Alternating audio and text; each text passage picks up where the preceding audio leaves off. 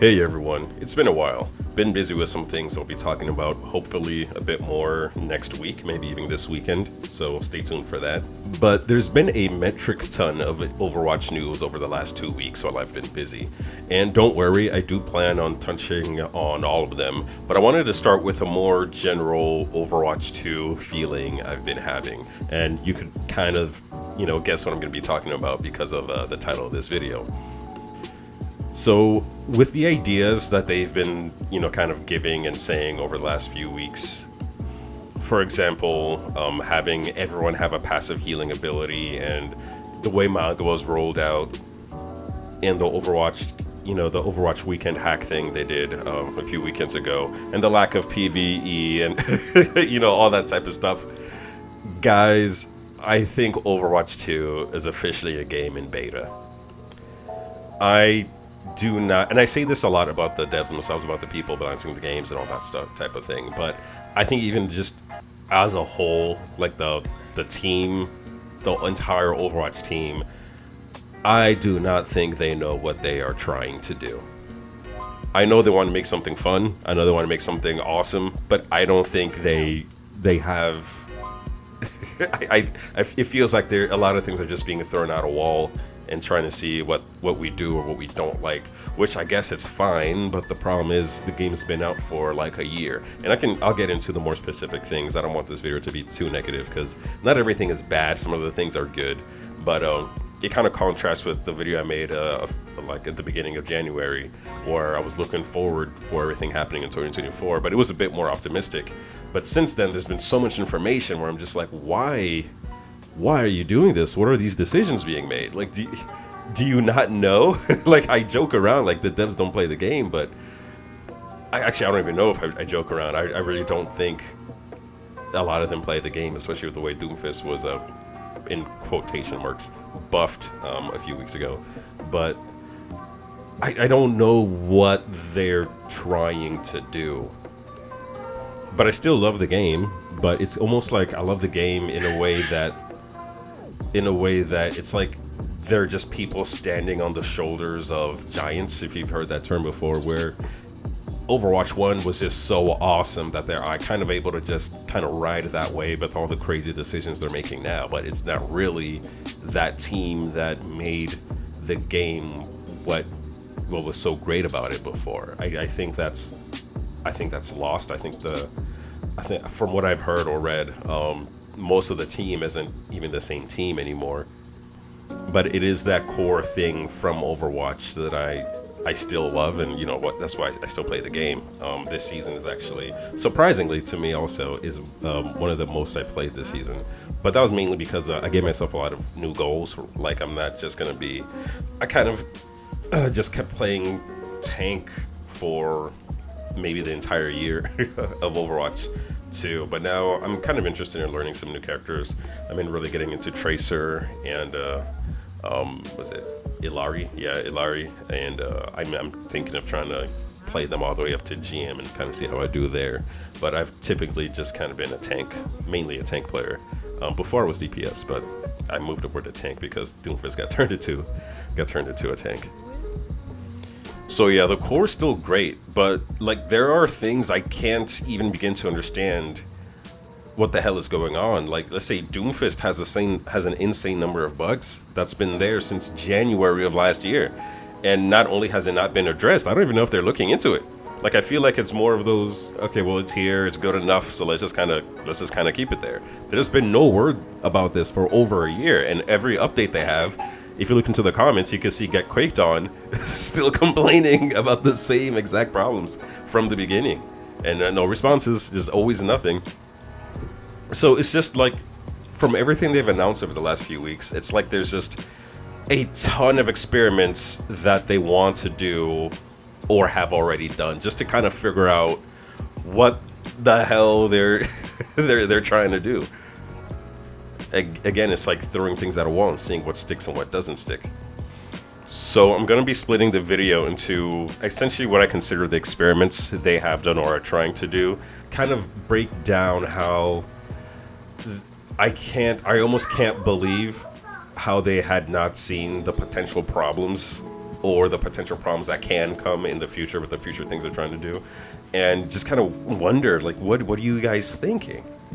What do you guys think? Like, it's like when they first went to 5v5 and there was like, there's just gonna be one tank, and then everybody was like, you guys are gonna make a rock paper scissors meta. What are you doing? And then they're like, no, we looked at the data, we looked at the statistics, we did X, Y, and Z. That's just in your imagination. It's not happening. And they just admitted, like, last month on what's the podcast, the SVB podcast. It's like the Group Up podcast. They admitted that, okay, yeah, that was an oversight. The game hadn't even come out yet, and we already knew back in like March of 2022 that this is gonna make a rock paper scissors meta. Like, what do you mean it's not gonna do that?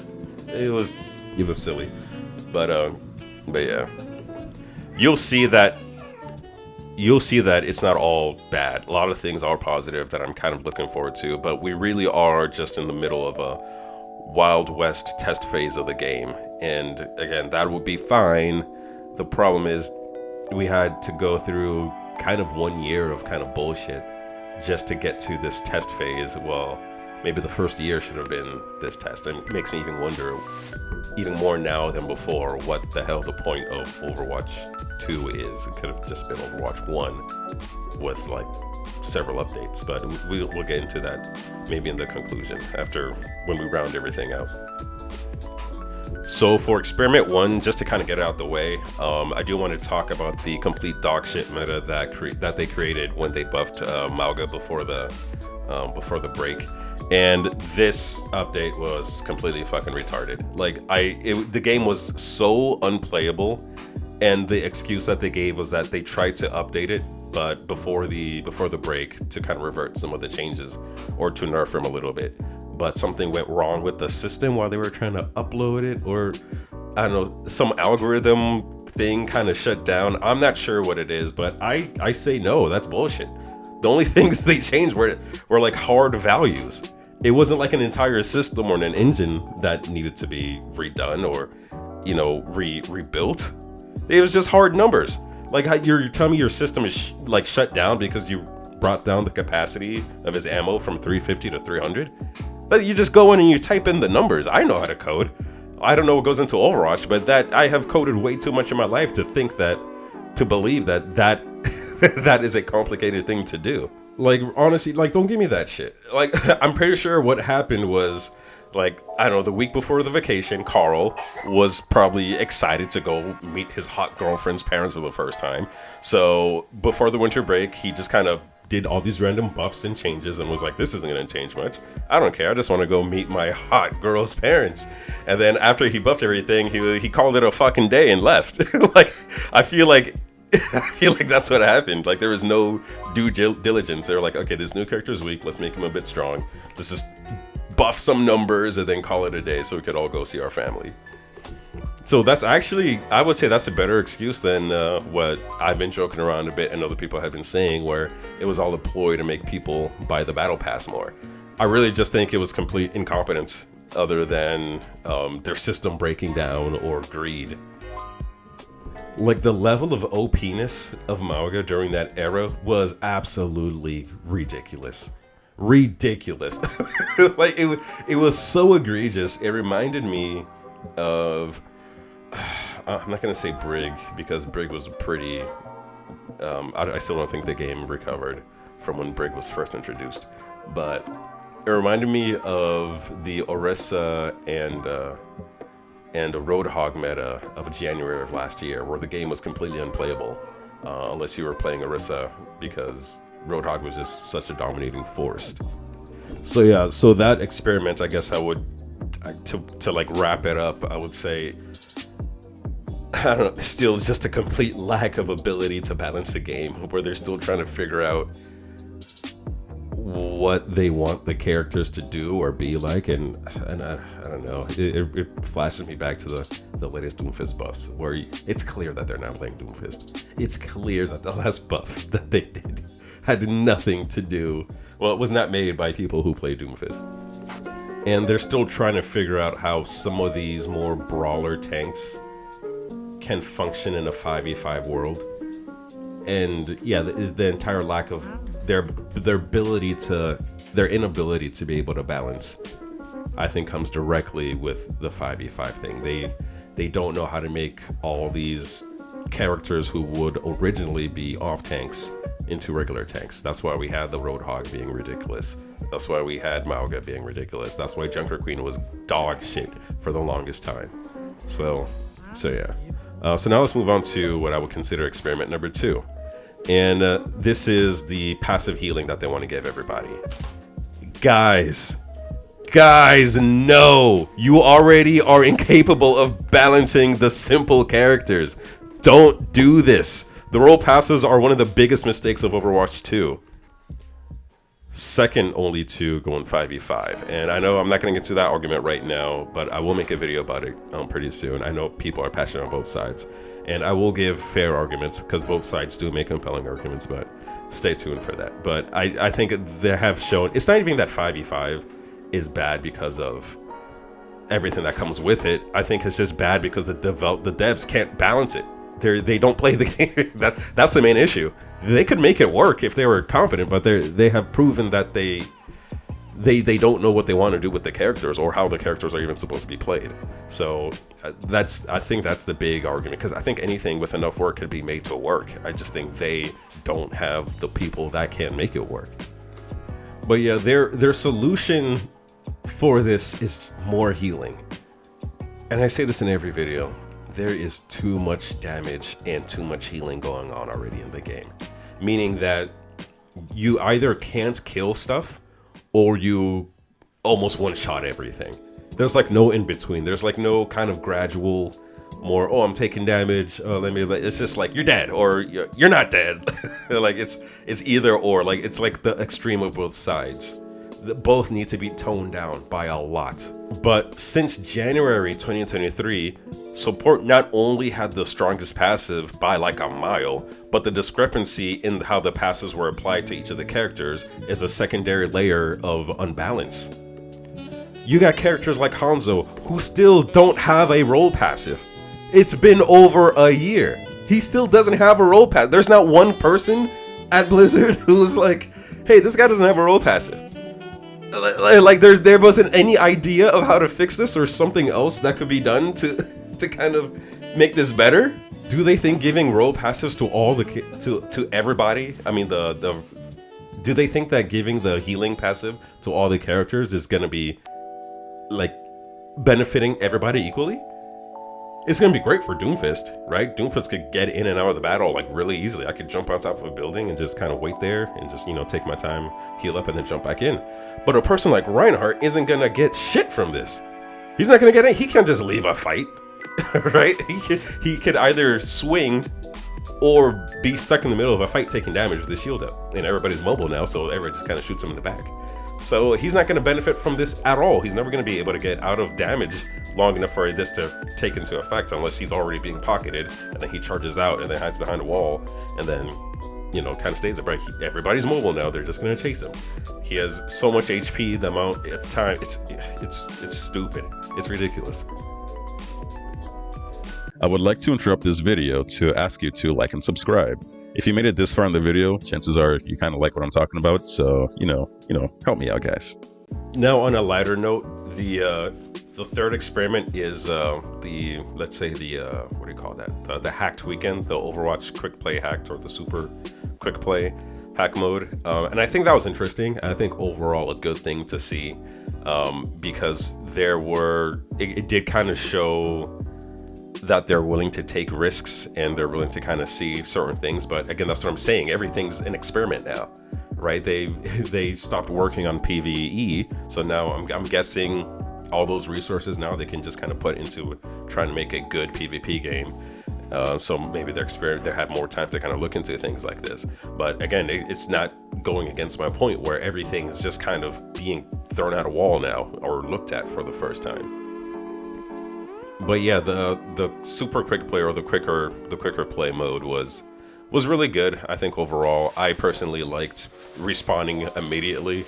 The funny thing about it is, I think it got rid of a lot of toxicity because you didn't have time to kind of stew in your anger if you were like killed or something. Because normally you have the 10 seconds where you're kind of just stuck, just waiting there to spawn. But now you're like, oh shit, I'm back. I gotta I gotta get back into the game. So I think that was a really good thing. And they did have its obvious problems, mainly that if you're winning, it's kind of really, or if you're losing, it's harder to kind of flip it around. It's harder to start winning if you're losing. It's harder to lose if you're winning. You kind of just, the snowball was like crazy. But it did overall, in my opinion, made the push mode much better. The robot was a lot faster, and yeah, I think overall push mode really was better. But it had me thinking, like, you guys could have tested this earlier, right? Why did you choose that speed to begin with? You didn't try a faster speed and kind of see how that went? So yeah, and then another good thing about this was that they kind of forced everybody to play it. It wasn't just, I think, I forgot who said it exactly, but they had said that like a mode like quicker mode couldn't just be done in a experimental play like they used to do in Overwatch 1, because they need everybody to do it. So, you know, things like this, if once a month they have to force everybody to do something, I think that's, I kind of like that. Get all the data you need, and if it's for a short amount of time, maybe just for a day or two, then I think that's fine. So again, it's experimental, but this is one of the positive things. And the next big change is that, I spoke about it a little bit in the last section, and it's how they're going to be experimenting with PvP next season. Next season is supposed to be some big renaissance for Overwatch 2. They have hyped it up so much that, you know, I hope they're able to follow through with what they plan to do. So, you know, they've never really been able to do that before, but maybe this time will be different. And again, the whole theme of this video is just experiment after experiment. This game is in beta. Like, they're just trying stuff now. And my hope is that because they gave up on PvE, that they're putting all those resources in PvP, like as much as possible, to make it the best PvP game ever, because I do still love this game. And if I'm being honest with you guys, I was never interested in PvE, or even planned on playing it. If it came out, I was never going to touch that freaking game. When they announced that it wasn't happening anymore, I didn't care, like, at all. Besides, slightly annoyed of, okay, so we could have just put the resources into a better PvP game. I don't think I've ever really liked a single-player Blizzard game, right? On StarCraft, it was just a bunch of repetitive, very short stuff that, you know, it kind of tries to incentivize you to go back and play the same levels or campaign over and over again. And that wasn't really for me. Same with Diablo. Diablo 3 is better than Diablo 4 in the replayability, in my opinion. But in Diablo 4, I got the Battle Pass for that, and you can't really apply the Battle Pass unless you restart a whole new character, which I don't want to fucking do that. It's like, I don't want to do that. I want to keep my character and kind of just keep playing the game. So they did that with StarCraft. They did that with Diablo. I was not interested in either of those. And I'm pretty sure it's going to be the same thing in Overwatch. The way they described it sounded like it was going to be the same thing in Overwatch. So I was not interested in it at all. I was actually more devastated about Overwatch League kind of shitting the bed. I am a fan of the Overwatch League. I've been to the games they played over here in the Washington, D.C. area, and that stuff is fun. The venues they do it at, when they serve you alcohol, they give you a lot of fucking alcohol. Like, it's crazy. It was fun. It's very flashy. I like going with my friend, and it's a fun time. Plus, I really like the skins that they make for the champions. I think I was gonna miss those. I was actually on Reddit the other day, kind of looking to see when they were gonna be bringing the skins back, because I realized I missed out on the Reaper skin, because I wasn't really playing Overwatch when it came out. I think that's when that was around the time Baldur's Gate came out, so I wasn't really playing Overwatch. But yeah, there's a lot of things coming in with that. The new matchmaking that they're trying to do. I don't know. I heard that they claim that they haven't changed the matchmaking from Overwatch 1, but I don't believe that. But we'll see. They're still experimenting with it. But I do like the ability to play with your friends no matter what level they're at. I look forward to that. But I am afraid of certain other things where they said that they're going to be kind of pushing more of the behavior that people already have. And for me, that means more of the isolationist play, because nobody talks to each other anymore. The game is like a single player game that you're playing with other people now. There's no communication. There's no There's no nothing. And then I'm gonna get more into this with the 5v5 versus 6v6 video I make, because just to touch on it a little bit, before the tanks had to communicate what they're going to be doing, what the plan was, right? And then based off of that, that's what the healers would kind of wrap themselves around to. Now you just have one tank who decides what he wants to do, and then the support characters. All support characters are extremely powerful now because they've been buffed so much, because it is 5v5 and they needed to not be dying all the fucking time because there's no off tank anymore. So now all three out of 5 of the team can just kind of do whatever they want, and there is no real communication synergy that needs to happen. The only time I remember that you actually needed to communicate, the tanks and the support characters needed to communicate with each other, was in the Malga meta, where you had to play Malga and they had to play Kiriko and Ana. So that's not good. That's not good. So, maybe with that and the whole Overwatch League thing, maybe that entire problem was a Bobby Kotick thing. So now that he's out the door, hopefully they can fix it. Personally, I think that Overwatch League, or whatever they're calling it now, I think some information came out on that today. I haven't really looked at the video, but it's coming back in a different way. And I think that the way they should be handling it is making it more of a marketing thing, where it's not meant for them to kind of generate money, but the money they would make, or the value they would get out of it through marketing, would be much more than the amount of revenue they were trying to make that caused the entire thing to collapse. So again, experimental mode, guys. We don't know what's going on. Anyways, all these things they're going to be playing with honestly has me wondering what the point of Overwatch 2 was to begin with. And this is, I don't think I've said that before, or at least meant it to this degree, but I think 2 of the 3 big changes from Overwatch 1 to Overwatch 2 was the role passives, 5v5, and the PvE. Role passives and 5v5, I think, are ruining the game, and the PvE isn't even happening anymore. So I wonder if this was all just a mistake. They could have just kept Overwatch 1, which everybody loved, which got it to this point. They could have just kept that and just built off of it. But no, I don't know. I know I'm gonna get a lot of hate in the comments for the whole 5v5 6v6 thing, but I don't. We'll wait for that video to come out before it's too long. The video's gonna be pretty long because there's so many things that was affected by it.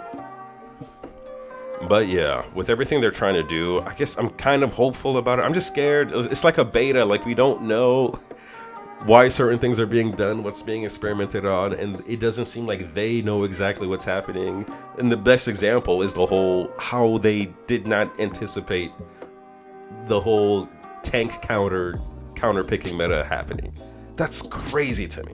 And Hanzo's passive, Hanzo doesn't have a passive, and how support characters can do everything.